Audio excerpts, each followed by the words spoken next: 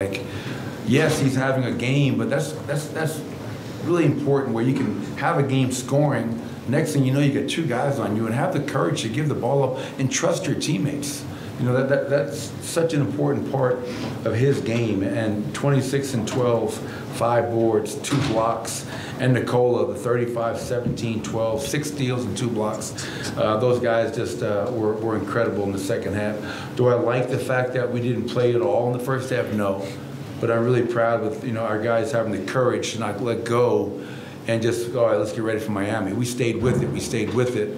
And there was never any panic, which is what I loved about it as well. Do you think the first half was a little bit of a hangover, maybe even to that second half against Utah? Could have been. I mean, I think maybe a carryover from that game, where obviously we did not play anywhere close to our standards, and then find out a few hours before the game that Emmanuel Quickly is out, Gary Trent is out, Chris Boucher is out, and then all of a sudden, and Scotty Barnes is already out, Jakob Poeltl is out. And I think sometimes it's human nature, and part of coaching is trying to fight human nature, is, okay, we're pretty good at home, we'll get this one. But you got to earn it. Like, showing up is never going to win you a game. You have to earn each and every win. And fortunately, in that second half, we had enough fight in us to go out there and earn it and take that game. The unwavering belief and confidence that your team has, that the guys have, like, where do you think that comes from, to be down 22 and to very, very much believe that you guys could come back, or that you're still in the game? Yeah, I mean, I think it comes down to been there, done that. Yeah, I mean, it's it's the one thing, if you've never been down 20 and come back and won, you'd be like, oh, can we really do this? There's a little bit of doubt there. For our guys, I don't think there's any doubt at all. I think we know that we're always within striking distance when we defend as well as I know we can. And then offensively, we're capable of putting up big numbers in a hurry, especially when you're getting stops. I mean, that's the defense is kind of what starts all that. So again, we had 21 more fast break points tonight, which is right what we're averaging now in the 10 games since the All-Star break, which is just an incredible number for us. But I think that the confidence comes from the experience and knowing that, whether it's at Golden State or whatever, any game you can go back and look at, Katie, we've come back and won games before, so there's never any doubt, there's never any quit.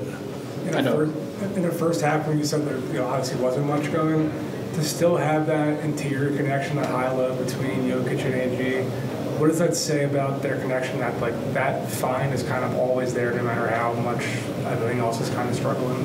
Well, yeah, there's comfort. I mean, that comfort comes from, repetitions, over, years. You just don't build that, in one season. That connectivity and chemistry that you mentioned is just built over many moments on the court together. And whether you're down 22 or you're up 6, up 30, I think that doesn't affect that chemistry.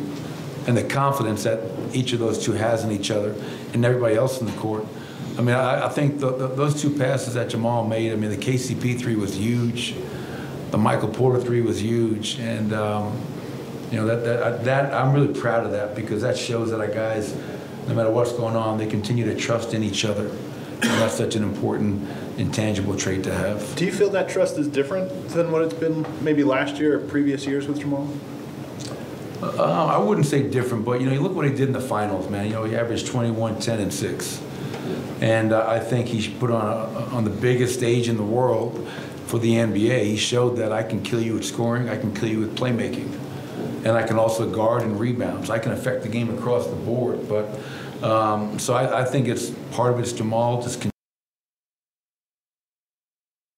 And I think he's just confident, like he knows that, hey, I can get my shot, but I also have a responsibility to make all my teammates better and read the game. And I think Jamal Murray is doing that at an incredibly high level. One more? I know now is probably not the game that you want to talk about defense, giving up 119, but Joker getting 6 steals and 2 blocks in a game like tonight. Just what can you say about his activity level and just what happens when he really turns it on? Yeah, it's a difference maker. I mean, that allowed us, I mean, it wasn't just Nikola, but Nikola's activity in the paint. I mean, what gets tiresome is, like, the people criticize Nikola's defense because he doesn't average 3 blocks a game. But if you really are a basketball purist and you watch the game and you see he's got some of the best hands in the NBA, bar none. think he's top 5 or 6 in deflections per game. He breaks up passes with his feet. He had a big block at the end, going up, getting vertical. So he's never going to, out athleticize anybody, but he is going to outsmart you. Tremendous anticipation, great hands, and I think one of the most underrated defenders in the entire NBA. There you go. There you go. Thanks, everybody. Did he get the change?